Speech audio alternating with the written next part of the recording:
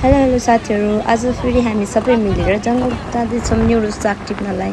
अब घरमा यत्तिकै बसिरहेको भन्दा त यसो जङ्गलको जाउँ तरकारी लिएर भनेर बाटोभरि चाहिँ बाट रम्मै आँप लिची फलेको देखेर आहा मुखै रसायो। अनि तराईको बाटोमा मकै सुकाएन भने त फेरि तराई जस्तो नै लाग्दैन। बाटोभरि चाहिँ टक्क लाएर मकैहरू हेर्दै हेर्दै हामी पुग्यौँ रिलोवा हुँदै सरर हाइवे। अनि जङ्गल छेउमा पुगेर चाहिँ हामी स्कुटीहरू सबै राखेर लाग्यौँ पर्साको पुलबाट पारी माथि जङ्गलमा। जङ्गलभित्र चाहिँ यति धेरै गर्मी थियो कि बाबा, सबैजना कता कता कुनामा छिरेर आफ्नो आफ्नो लागि साग टिप्न थाले।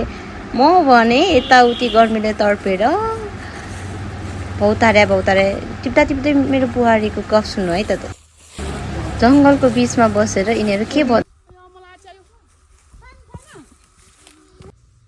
यस्तै रमाइलो गर्दै हामी चाहिँ थके मारेर बसिरहेको थियौँ। अनि हाम्रो पुपू चाहिँ भैँसीको लागि घाँस टिपेर कसरी खान्छ भनेको यसरी।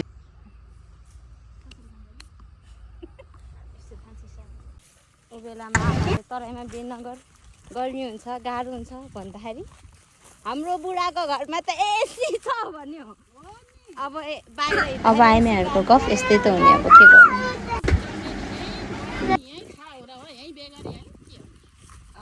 बुहारीको पीडा पनि फेरि सुनेर के गर्नु, आँखाबाट आँसु झर्नेसम्म दुःख सुनाउँछ नि।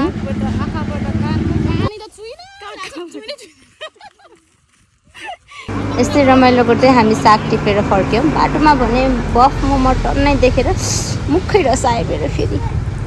घामले बिचराहरू डढेर अनि आयौँ फेरि हामी अघि स्कुटी राखेको ठाउँमा आएर खाजा साजा खायौँ, एकछिन रेस्ट गऱ्यौँ अनि लाग्यौँ घरतर्फ।